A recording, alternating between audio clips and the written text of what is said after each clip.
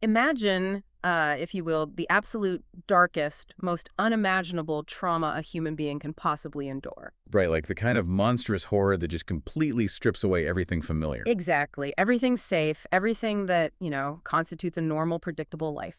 Just hold that bleak image in your mind for a second. Okay. Now, I want you to imagine that exact same person just a few years later. Only this time, they aren't merely surviving. They are experiencing, profound joy. Which is just wild to think about. It is. They're participating in deep, meaningful love. They possess this incredible, radiant, almost aggressive drive that you might even call life lust. Lifeless, yeah. So the question is, how is that paradox even remotely possible? Well, I mean, it genuinely defies our baseline understanding of cause and effect, right, when it comes to human suffering, at least. We are so conditioned to expect extreme damage to be permanent. Right, to be the defining characteristic of the rest of a person's life. Exactly. But that unbelievable paradox, that tension between utter destruction and radiant rebirth, that is the beating heart of our deep dive today. Yeah, we are exploring this really fascinating and intensely challenging philosophical conversation contained in an audio file titled De Klerkstadt. And in it, we hear two individuals grappling with the aftermath of monstrous horrors, specifically the Holocaust. Yeah, and they're attempting to dissect how human beings actually rebuild from the absolute ashes of that experience. What makes this source material so compelling is that they refuse to isolate the phenomena. Yeah. Like, they begin with the deeply personal, intimate psychology of individual survival, but they don't stop there. No, they zoom way, way out. They tackle the sociology of trauma, the mechanics of nation building, and, well, the often brutal physics of how power operates in a post-trauma world. It's a huge shift in scale. It really is. So the mission for this deep dive is to basically follow that massive intellectual arc. On one hand, you have the awe-inspiring resilience of the individual, and on the other, you have these surprisingly cynical, seemingly inevitable ways that entire societies function after collective trauma. And just to jump in here and establish some ground rules for you listening, because the source jumps from psychology to sociology. It touches on some highly charged political topics, especially regarding nation building and conflict. Right, yes. So I just want to explicitly state that our goal here is not to endorse these views or, take sides on the geopolitics. We are purely neutrally reporting and unpacking the fascinating human observations that the speakers in this audio file are making. Absolutely. We are just the messengers today. So, okay, let's unpack this. The source anchors its first major psychological point on a reference to a psychiatrist they call Frankl. Right, which strongly points to the famous Holocaust survivor and neurologist Viktor Frankl. Yeah, and they focus intently on his observation that getting used to the abnormal is normal. Which is a chilling phrase at first glance. Very chilling. But they are framing it as a vital biological mechanism of survival. If you can get used to the abnormal, it means your brain's baseline for existence can physically and neurologically shift. You stop processing the horror as an anomaly. Exactly. You start integrating it as your daily environment. The adrenaline pathways, they normalize. Wow. And what's crucial is that if your baseline can shift into the absolute darkness, it implies the architecture of your mind remains plastic. Like, it could eventually shift back toward the light. Okay, that makes me think of how we usually talk about resilience. We usually use this cliche analogy of a sponge, right? Oh, yeah, the sponge analogy. But crush a sponge in your fist, and the second you let go, it just plops back into its original shape. Right. But listening to the source, that feels entirely inadequate. I mean, a sponge hasn't changed. These individuals were fundamentally altered. That's a really good point. To me, it sounds more like, well, neuroplasticity acting like a forest regrowing after a devastating fire. The soil is actually completely different. The old canopy is gone. But the new ecosystem that grows out of those ashes, it can be incredibly dense and vibrant. I love that forest analogy. And what's fascinating here is how the speaker in the audio file describes this specific post-trauma resilience. They don't just call it a recovery. Right, they use words like mighty and powerful. Exactly. Mighty, powerful. Yeah. It is the profound realization of your own indestructibility. You haven't just bounced back. You've incorporated the knowledge that the absolute worst humanity had to offer could not extinguish you. Yeah.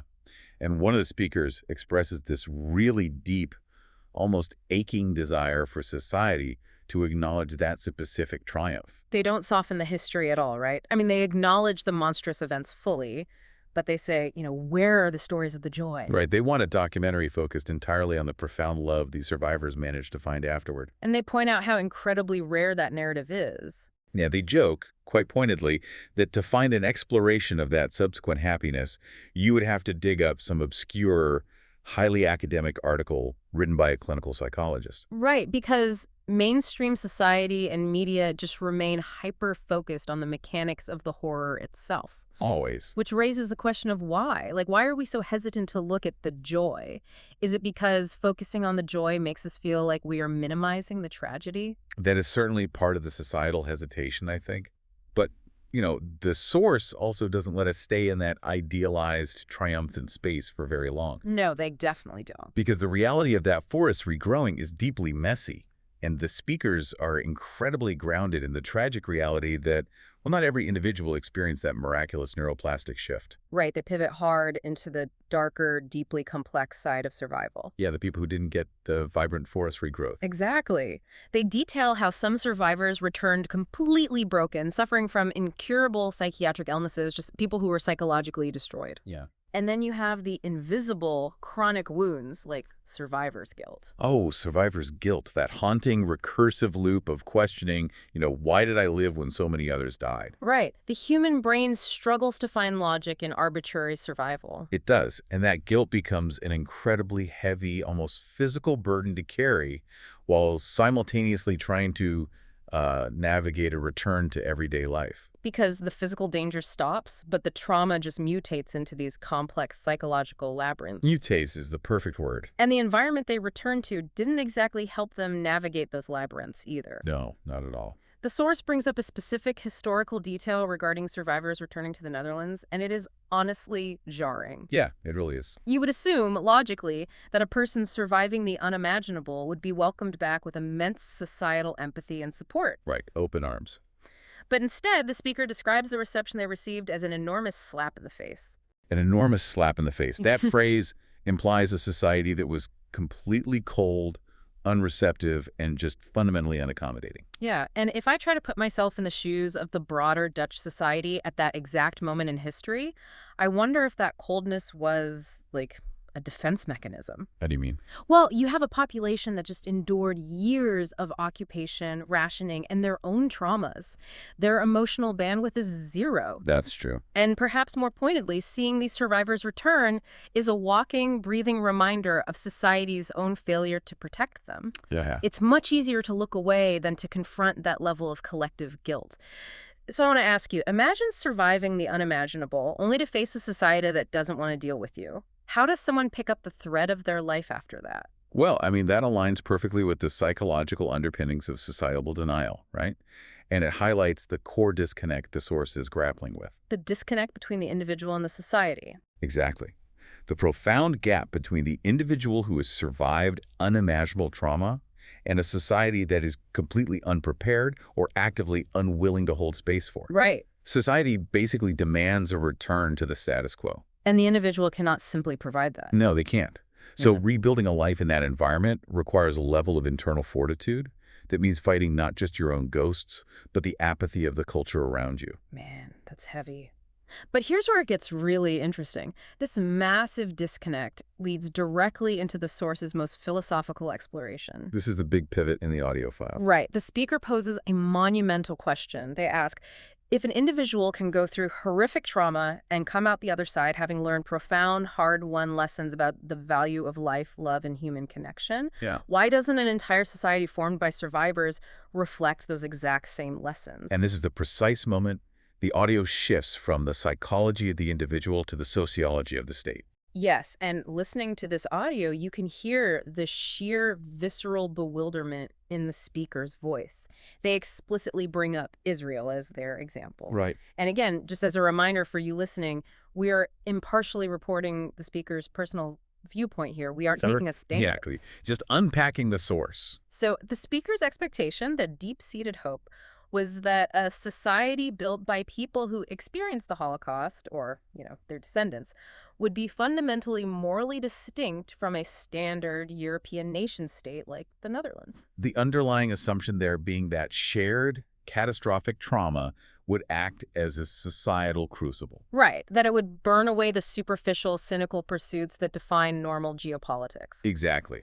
The speaker expected a society completely devoid of the usual rat race. Yeah, they thought the aggressive pursuit of wealth, the pursuit of money, the pursuit of dominance, all of that would just be obsolete there. But instead, Instead, the speaker claims that as a collective society, they are, and this is a direct translation from the audio, no hair better. no hair better. Yeah.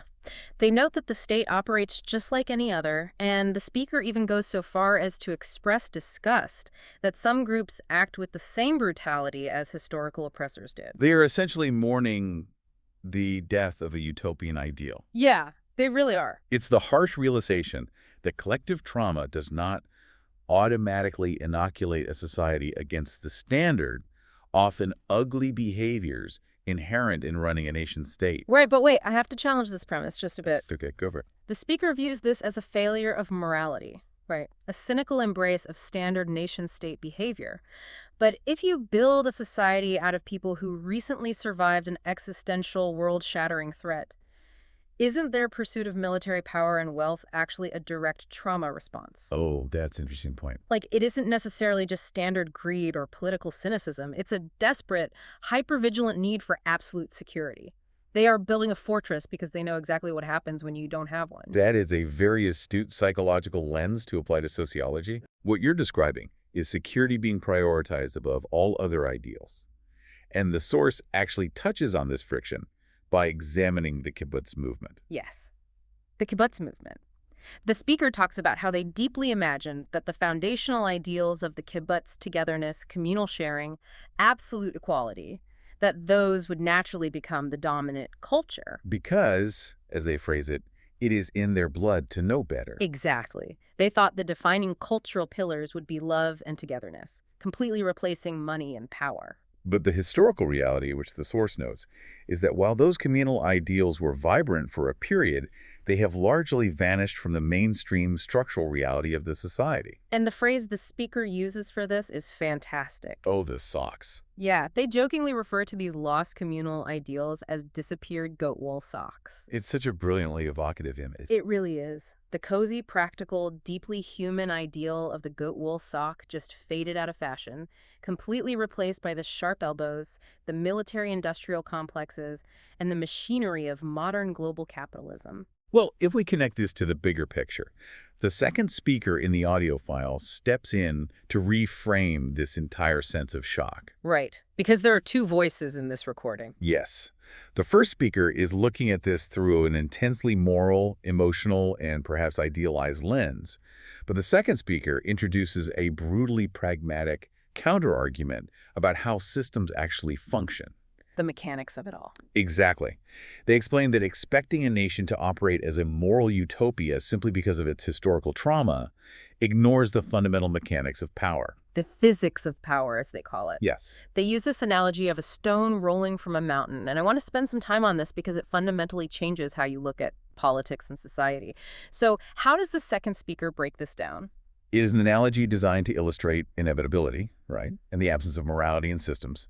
When a massive stone rolls down a mountain, its trajectory isn't decided by ethics. It doesn't navigate its path based on who suffered the most in the past or who possesses the purest intentions.